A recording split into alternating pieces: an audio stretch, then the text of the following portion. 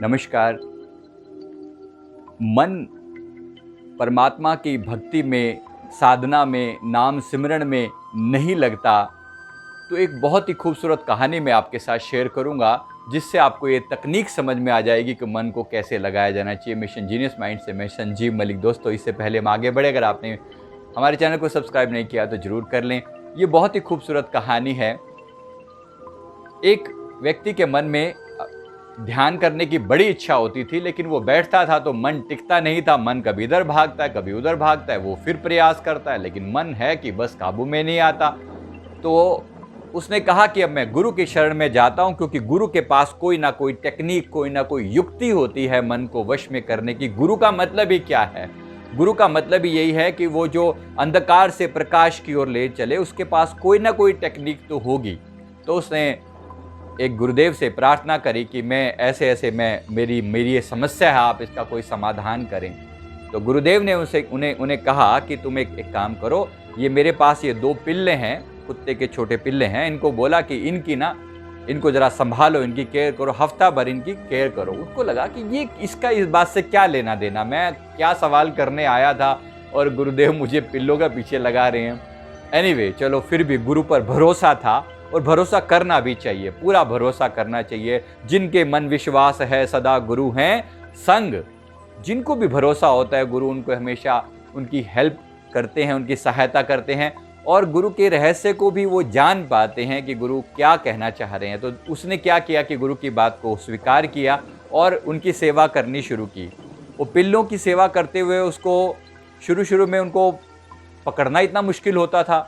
वो अभी पकड़े और कभी एक पिल्ला इधर भाग रहा है, कोई दूसरा उधर भाग रहा है। उनको पकड़ने में उनकी पूरी मेहनत लगती थी। सुबह शाम लगा हुआ है उनको, कभी पिल्लों को इधर से, कभी उनकी वो पोटी कर रहे हैं, उनको साफ कर रहा है, कभी वहाँ भाग रहा है, कभी उधर हो रहा है, कभी उनको समझ में नहीं आ रहा कि ये कौन से काम में लगा दिया।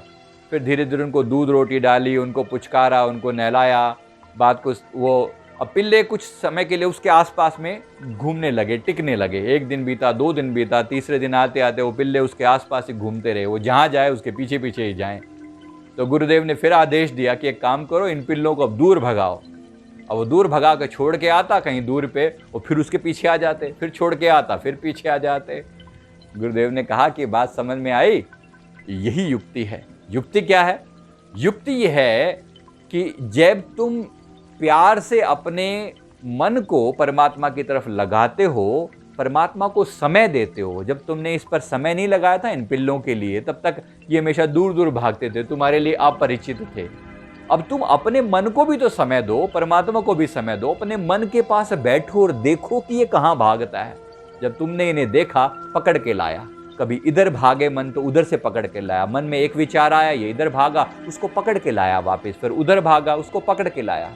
अपनी श्वासों पर ध्यान एकाग्रित करो, अपनी श्वासों पर ध्यान एकाग्रित करो। धीरे धीरे तुम्हें बात पकड़ में आएगी कि श्वासों के अंदर जैसे जैसे तुमने श्वासों को पकड़ना शुरू कर दिया, तुम्हारा ध्यान यहाँ शुरू में नहीं टिकेगा, लेकिन अभ्यासेन च वैराग्येन, अभ्यास और वैराग्य से, जैसे भगवान श्री कृष्ण गीता में फरमाते हैं कि माना कि ये मन बहुत चंचल है और बिल्कुल पकड़ में नहीं आता, बहुत भागता है, लेकिन याद रखना अभ्यास और वैराग्य से इस मन की पकड़ आ जाती है, और फिर ये मन, इसको जहाँ लगाओ ये वहाँ लगता है, इससे जो कराओ ये वो करता है। चाहे वो पढ़ाई करनी हो, चाहे वो ध्यान करना हो, चाहे कोई और काम एकाग्रता पूर्वक करना हो, मन का बीच में होना बेहद जरूरी है। और इसके लिए आपको भी, मन को भी समय देना पड़ेगा। चुपचाप बैठ जाएं और मन के साथ समय बिताएं। देखें मन की क्या हरकतें चल रही हैं। गुलाम बनकर नहीं देखें, मन के साथ मिलकर नहीं देखें,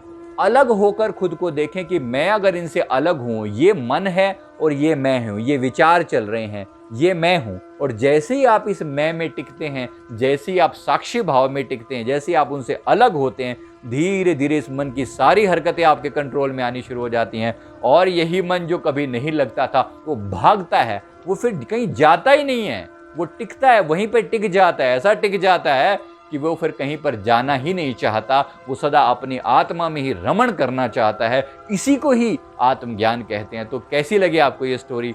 अगर आपको अच्छी लगी हो तो जरूर वीडियो को लाइक करें, कमेंट करें, हमारे चैनल को जरूर सब्सक्राइब कर लें। Thank you.